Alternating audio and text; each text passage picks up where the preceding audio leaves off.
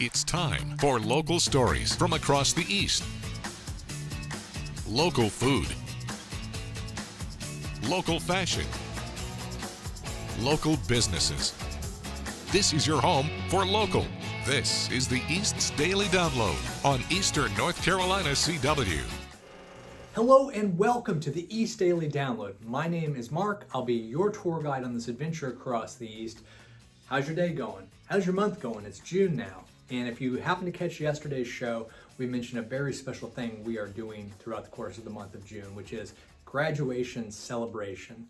We realized that all the students who worked so hard didn't really get to have the graduation that they worked for and deserved. So what we want to do throughout the course of the month on this show is recognize and celebrate those high school and college graduates who did that incredible work, who just really deserve to have their name and their face and their picture out there so everybody can see and celebrate them for their accomplishments.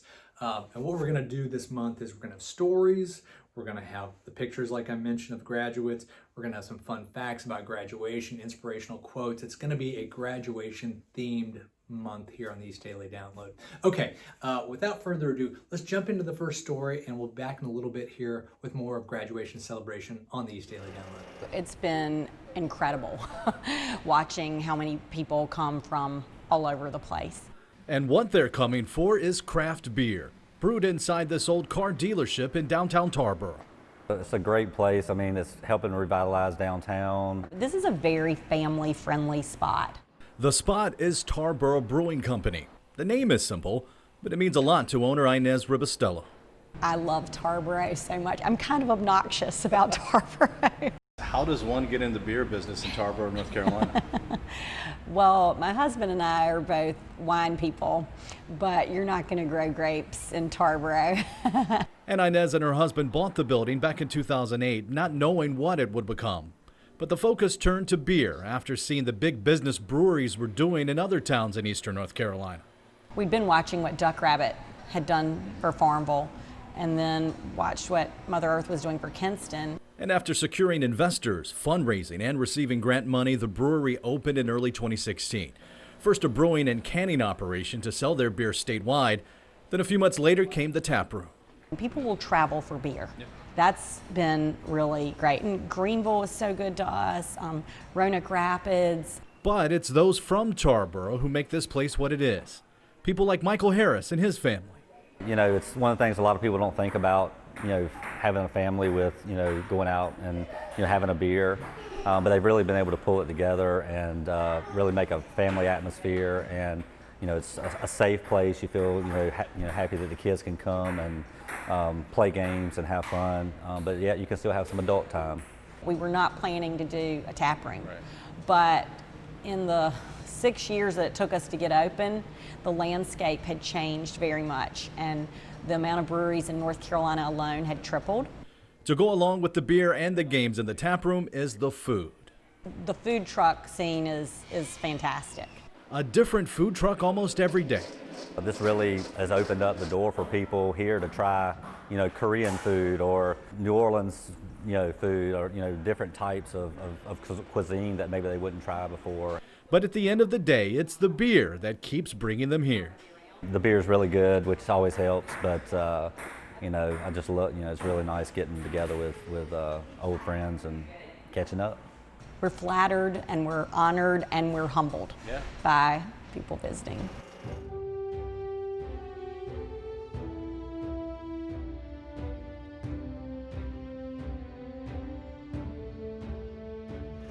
If you're a parent who's providing an essential service and need childcare options, call our hotline today at 1-888-600-1685. We'll help you find the childcare you need. Brought to you by the Martin Pitt Partnership for Children. Or you did not tell the truth. That's not true. No, I'm done. You are not! You said you wanted a light bulb moment, and I'm going to give it to you. Chicks rule. Girl power! Jerry! Jerry! All these years, we should have had a cheerleader on this show. How am I going to tell her that she can't pick up her children? How about this? You're not picking up the kids, you're drunk.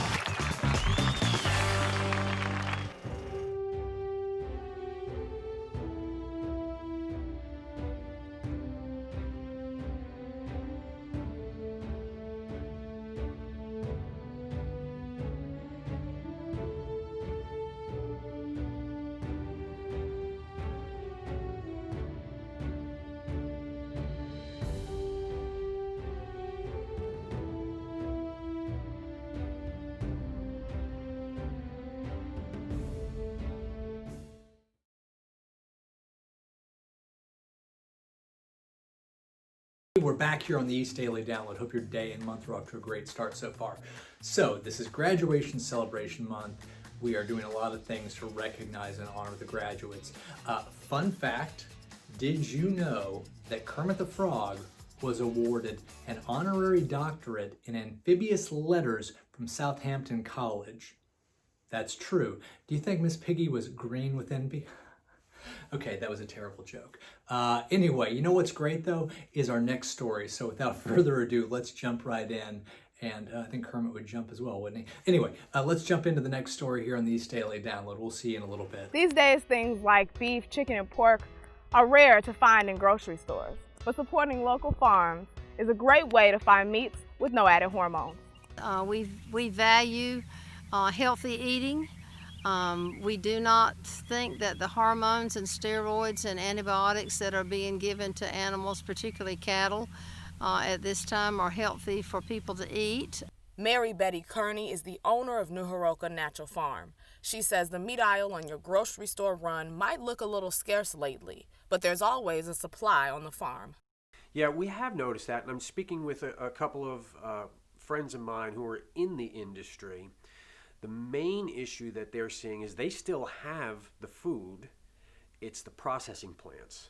Dr. McCarthy is a chiropractic doctor in Greenville, and he promotes healthy living. Hundreds of meat processing plants have temporarily closed after countless workers tested positive for COVID-19. But Dr. McCarthy says we still have options. Folks can contact them directly. They will sell to the general public. They sell at the farmers market here in town. They come up, I think it's every Saturday. They both have websites. You can order as much as, a half a cow or a pound of ground beef. There's also a store at New Haroka Farms where they sell their meats and other local products. When you come as a customer, you've made an appointment. We like for just one customer at a time to come in our store here at the farm. And then we disinfect after they've left, and then our next customer can come in. Mary Betty has noticed some changes on the farm since the start of the pandemic. We've noticed a tremendous increase of our business. While some people are discovering new ways to support local farmers, Aden resident Barbara Whitehead has been keeping up with her routine for a while now. We try to support as many local farms and farmers as possible. So our routine for years has been to go shopping maybe once a quarter, buy large quantities of meat, divide it up, and freeze it. New Haroka Farm never used large processing facilities, but now other farmers are turning to smaller processors to keep up with the demand. Our processors now do not allow you to go in their facilities at all. You unload, and if you need any extra help, they come out to help you. So their workers are very stringent. If you've noticed meats like chicken, pork, and beef are scarce, but seafood always seems to be fully stocked, you're not alone. That's probably a little bit easier than, taking care of a fish because, we could do that. But if somebody dropped a cow off at my house, I'm going to have a hard time butchering the cow up. Yeah. So that's really the biggest issue is the big processing plants that employ thousands of people. If they're down to hundreds of people working, their production slows down significantly. We do run specials from week to week at the market, at the Leroy James Market in Greenville, and also at the farm. And we're open during the pandemic from 9 to 6 every day of the week. For more information on New Haroka Farms, we'll connect you on our website when you go to WNCT.com and click on the Download tab. I'm Anissa Sakile with the East Daily Download. Many people are eager for Phase 2 of reopening the state of North Carolina. I spoke with local restaurants to see how they're preparing for the phase and the possibility of reopening dining areas. Going into Phase 2, there's still a lot of question marks for North Carolina. Parker's Barbecue co-owner Billy Parker says business like his are waiting for more state guidance. I think every business, whether it's the restaurant business, any retail business, they're trying to figure out what exactly they're allowed to do and what they're not allowed to do. They want to know how to safely open their dining areas. Most of our tables are pretty easy to move around. We've discussed if we get a certain amount of people and we have to cut off, we have our banquet hall next door. They're also looking at sanitation and social distancing. We have somebody contracted separately to clean all of our buildings at night. Restaurant owners hope to recover some pandemic losses. We don't have the same volume that we had. We have a big dining room space and our rent is on the high side. So we're gonna have to figure out how can we still be in business in the future. Easing restrictions depends on the state's current health situation. Continuing to social distance right now can help limit the number of new coronavirus cases in the East. In Greenville, Ariana Kraft, 9 on your side.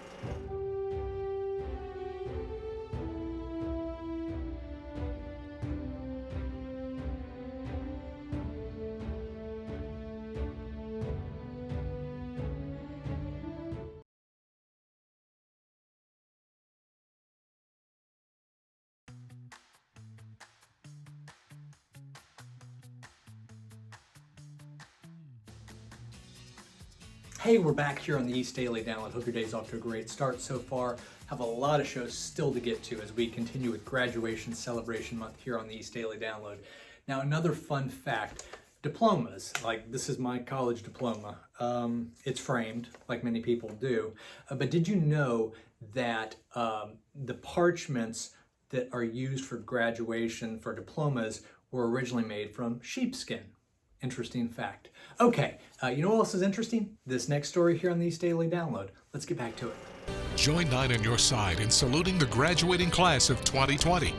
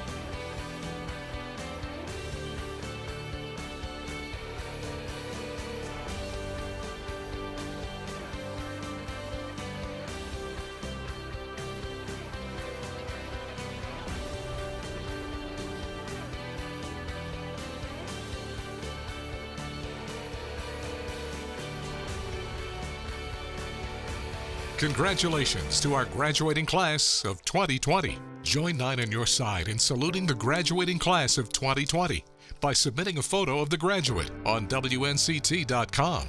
We're the only all-female anchor team in the market. Growing up, I used to watch the news and look for people who looked like me, or look for people that I admired, or people that maybe I aspired to be. Just the fact that we are here, we're doing it, we are hopefully just showing women and girls that you are represented. I want them to see how normal we are and how genuine we are. High school seniors are missing out on a lot these days. We didn't expect this, but I think it's best to make the most out of it. And so, yeah, like, it kind of sucks, but at the same time, like, I'm not going to let this get me down.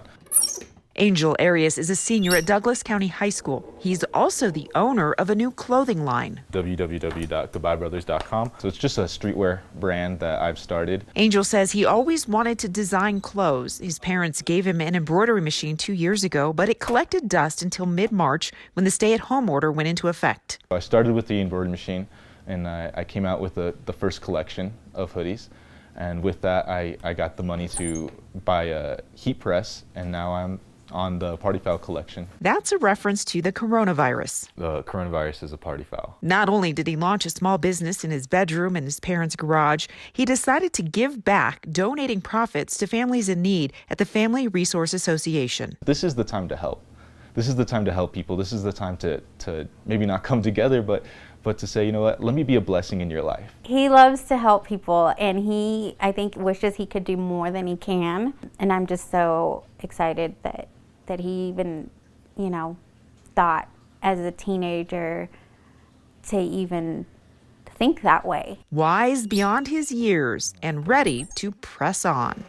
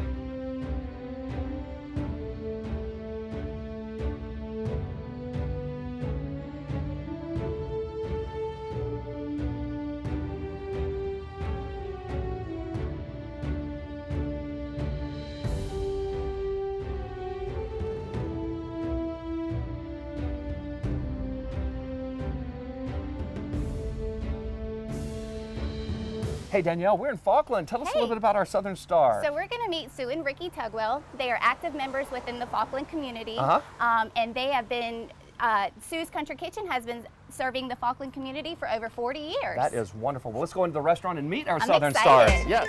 It has been a mainstay, as most small communities have dwindled in size and dwindled in businesses. They have been here and been consistent, and they have been pillars in the community. This restaurant is like 40 years old. Working on, well, going my 40th year. It's something I've always wanted to do, so I have stuck behind it on faith, family, friends, and all.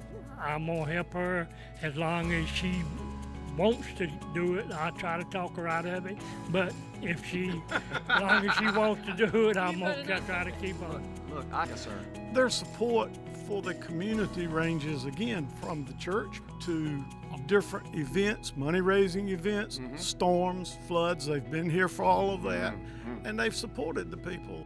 Sue and Ricky, this is Danielle from Southern Bank. Nice to meet you. I just wanted to say congratulations on behalf of Southern Bank for everything that you do for making our community a brighter place. And I would like to present you with this $100 gift card. Thank all of you. And if you know someone in your community making it a brighter place, make your nomination. Go to WNCT.com/stars. What is this thing? It's called the Cosmic Staff. It's extremely temperamental. You blew up a car. I didn't, it did. Who are you? Things could get really dangerous. This is our destiny. I never thought there'd be another Star Man. Star Girl. Star Girl, Tuesday at 8 on Eastern North Carolina CW. Thank you. Thank you. Thank you. I want to say thank you for everything you have done. Before a patient is able to be worked on, they must rinse with a mixture of half hydrogen peroxide, half water. Before that, patients must have their temperature taken and answer COVID-19 symptom questions prior to entering the building. Workers at the dental practice are also adapting to using upgraded PPE, not just on themselves, but on patients as well. They ask all patients to come in with a mask. They also now provide longer bibs to minimize the risk of anything getting onto clothing. We're just upping the game a little bit. You know, we've had the surgical type 3 mask, we've got the face shields. We have some N95 masks, if we have certain procedures that require that. Hygiene assistants also call patients 48 hours after their visit to see if they're experiencing COVID-19 symptoms. But there's more to their preparations that you don't see. To watch my full experience, head to WNCT.com's online originals. Reporting in Jacksonville, I'm Kayla Schmidt, 9 on your side. Well, that's going to do it for this episode of the East Daily Download. As always, thank you so much. We know you have a lot of choices, and the fact that you choose this show means the world to us, and we always try to bring you the best possible show that we can. As we were talking about this month, it's graduation celebration. This is the tassel that goes on the mortarboard. I wish I had one to demonstrate, but I don't. But did you know that since around 1912, the mortarboard has been thrown into the air to symbolize movement and growth into the future for the graduate. However, that is not without risk, because many people over the years have been injured because they're very sharp when they come down. I remember my high school graduation, they actually forbid us from throwing them up in the air. I think college we could, though. I can't remember that one. Anyway, the tassel, definitely worth the hassle. Have a great day. We'll see you on the next edition of the East Daily Download. Tomorrow, when we hit the road for the next edition of the East Daily Download, WNCT-9's First Alert Weather Chief Meteorologist will introduce this week's Weather Kid. That's Kinston, that's Kingsville, that's Jacksonville, that's Newbridge. We'll bring you all kinds of graduation celebration stories and pictures of our local graduates that we're recognizing this month. And since it's Wednesday, we'll have a new Q&A with Angie. I know a lot of things have been a little different lately because we're still practicing social distancing here at WNCT, so that's why we've been doing more of a personal flow when it comes to these Q&As. So join us tomorrow for the East Daily Download on Eastern North Carolina CW.